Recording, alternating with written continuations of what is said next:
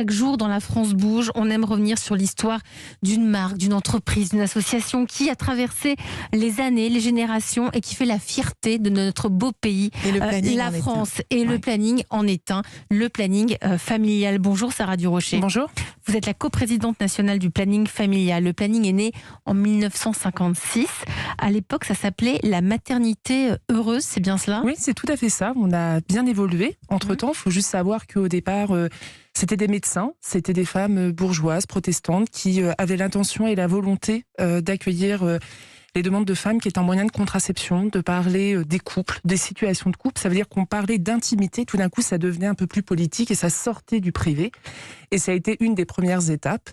Et puis en 1967, c'est devenu le planning familial grâce à Simone If, où là on s'est élargi sur les thématiques. Ça a été plutôt les questions d'avortement et d'éducation à la sexualité. Oui, parce que finalement, et vous l'avez encore aujourd'hui, parce que l'avortement, on en reparle en ce moment, mais ce rôle double de conseil, d'aide, de seule oreille capable parfois d'écouter, et en même temps d'un lobbying intense et indispensable sur les grandes thématiques de société.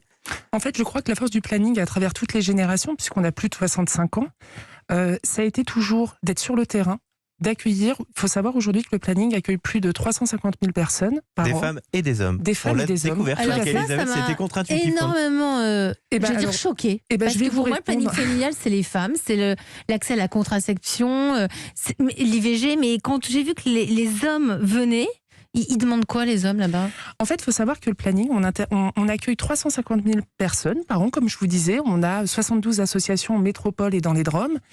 Et puis, on intervient autant à l'extérieur. Ça veut dire on voit énormément de gens à l'extérieur. On a une vision du planning où on attend les personnes qui arrivent. On a bien vu que sur les questions Mais d'intimité... vous allez où à l'extérieur ? On va aller dans les collèges, vous en parliez tout à l'heure, sur les questions de sensibilisation. On va dans les écoles primaires, on va faire de la formation des professionnels, on va faire des groupes de parole dans des centres, par exemple, d'hébergement pour des femmes victimes de violences ou des centres d'hébergement pour des personnes sans papier.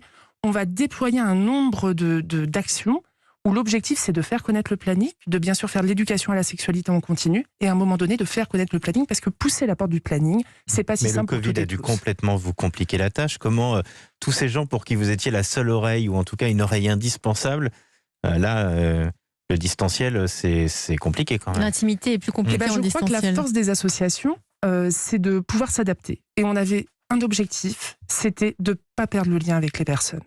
Donc du coup, on a été sur les réseaux sociaux. On a augmenté tout ce qui était possibilité de permanence d'appel. On a lancé des campagnes pour informer les personnes, pour vraiment faire de l'information directe. Et puis, on faisait des accueils sur rendez-vous. On s'est vraiment adapté à ça, mais c'est vrai que ça a été quelque chose d'important. Et je crois que la force du planning, vraiment, c'est ce que je disais. Ça veut dire, on est sur le terrain, et à un moment donné, on va aller rencontrer Mme Moreno, par exemple, pour lui dire les réalités de ce que nous, on peut percevoir. On est des observateurs un peu sur ces questions de droit santé et sexuel et sur les questions d'éducation à la sexualité et de la parole des personnes qu'on n'entend pas tout le temps. Vous allez sur le terrain, Sarah Durocher, coprésidente nationale du planning familial, et vous suivez aussi de près les discussions sur l'allongement du délai pour pouvoir avorter. L'idée, c'est de porter le délai de 12 à 14 semaines. Tout à fait. Et pour vous, ça va dans le bon sens. Ça va dans le bon sens. On est ravis, en tout cas, que le gouvernement se soit saisi de cette PPL IVG, puisque en effet, elle a un long chemin. Il y a une grosse mobilisation. En janvier au Sénat. Elle passe le 19. Et alors, Elisabeth Moreno, est-ce que vous êtes favorable à cet allongement pour l'IVG ? Parce qu'on sait qu'Emmanuel Macron ne vous aide pas beaucoup obligatoirement dans ce débat. Non, ce que le président de la République dit, c'est qu'il faut impérativement déployer sur tout le territoire tous les moyens possibles pour permettre aux femmes, qu'elles soient dans les zones rurales, sur les territoires ultramarins ou dans les grandes villes, d'avoir accès aux dispositifs qui existent pour justement avoir une bonne éducation à la sexualité et éviter d'en arriver à avoir besoin d'IVG. Maintenant, évidemment, à la place qui est la mienne, moi j'ai bien compris le travail que fait le planning familial. Nous avons eu de nombreux échanges sur ce sujet. Moi je pense que les deux ne sont pas incompatibles. Il faut absolument... Mais vous, à titre personnel, vous êtes favorable au délai de 14 semaines ?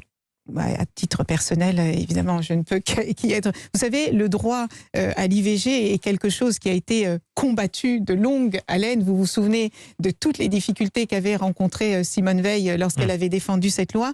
Et on voit bien que ce droit est remis en question dans de nombreux pays. La France est un pays de droit et nous devons continuer de défendre le droit des femmes à disposer de leur corps.